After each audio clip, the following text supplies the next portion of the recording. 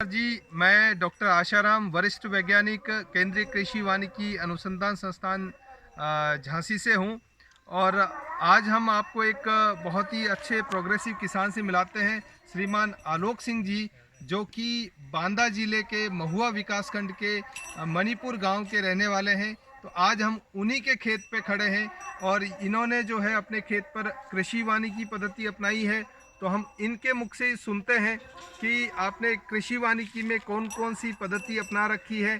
तो वो आप कृपया थोड़ा सा बताएंगे ताकि हम आपकी सफलता की जो कहानी है और किसानों तक हम पहुंचाएंगे, जिससे कि किसान प्रेरित होकर वो भी कृषि वानिकी अपनाएंगे। श्रीमान आलोक सिंह जी। नमस्कार सर, मैं आलोक सिंह मणिपुर विकासखंड महुआ से।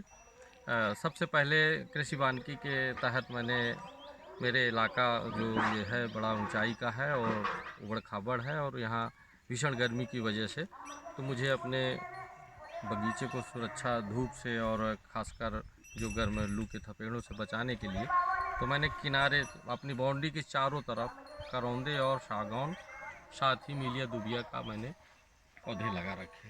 साथ में मैंने बीच में अपने यहाँ पर जो बगीचा मैंने लगा रखा है उसमें आम का है, अमरूद का है, लगभग 300 अमरूद की वैरायटियाँ हैं, 200 आम की हैं।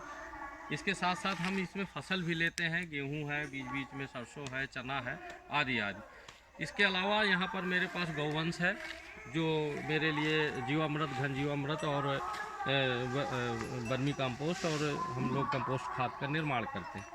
साथ ही जो पेड़ों की पत्तियाँ कटाई छटाई जो होती है, ली कंपोस्ट वगैरह, ये इससे भी मैं तैयार करता हूँ। तो कुल मिलाकर के मेरे इस बगीचे में इन सब का ये सब बहुत महत्वपूर्ण योगदान है। ये हमारी चंपा है, वो देव है, वो देवा है, ये टामी है, सो रहा है।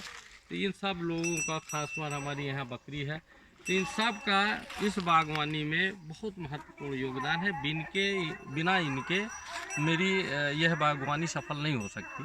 ये महत्वपूर्ण अंग है। और आप सब लोग जो है यहाँ विजिट किए, इसके लिए मैं आप सबका बहुत बहुत स्वागत अभिनंदन करता हूँ। मैं एक चीज़ आपसे और पूछना चाहूँगा कि एक तो किसान सिर्फ फसल लेता है जी जी, और आप जैसे किसान फसल के साथ साथ पेड़ भी लगा रहे हैं, कृषि वानिकी अपना रहे हैं। तो सिर्फ फसल लेने की अपेक्षा कृषि वानिकी से आपको क्या फ़ायदा है? हाँ सर, है क्या कि लगातार हम लोग परंपरागत खेती करते आ रहे हैं और वो खेती बड़ी ही महंगी और कई बार दिक्कतों का सामना भी हो रही है। कभी कभी फसल मौसम प्रतिकूल हुआ तो नहीं हो पाती। इसलिए मेरा अपना मानना है कि हमको 4 भागों में अपने खेत को बांट करके काम करना चाहिए। एक भाग में हमें पशुपालन कर लेना चाहिए, एक भाग में कुछ हिस्से में हमें जल संरक्षण के लिए तालाब वगैरह कर लेना चाहिए, और एक हिस्से में परंपरागत खेती हम कर लें और एक हिस्से में हम बागवानी करें। वो बागवानी ये कभी कभी हो सकता है कि मौसम के प्रकोप में कोई चीज़ हमारी सक्सेस ना हो, लेकिन 3 जगह से या 2 जगह से हमें सफलता ज़रूर मिलेगी और आर्थिक नुकसान से हम बचेंगे।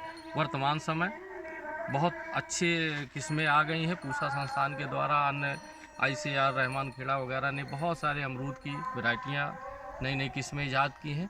उनको सब हम लोग प्रयोग करके निश्चित रूप से आर्थिक लाभ प्राप्त कर सकते हैं और बेहतर कर सकते हैं। तो आप ये देख सकते हैं कि ये इनका अनुभव है कि जो किसान सिर्फ फसल लेते हैं उसकी अपेक्षा वो फसल के साथ साथ पेड़ भी लगाएं, कृषि वानिकी भी अपनाएं, तो उसका मुनाफा कहीं ज़्यादा होगा, कहीं बेहतर होगा।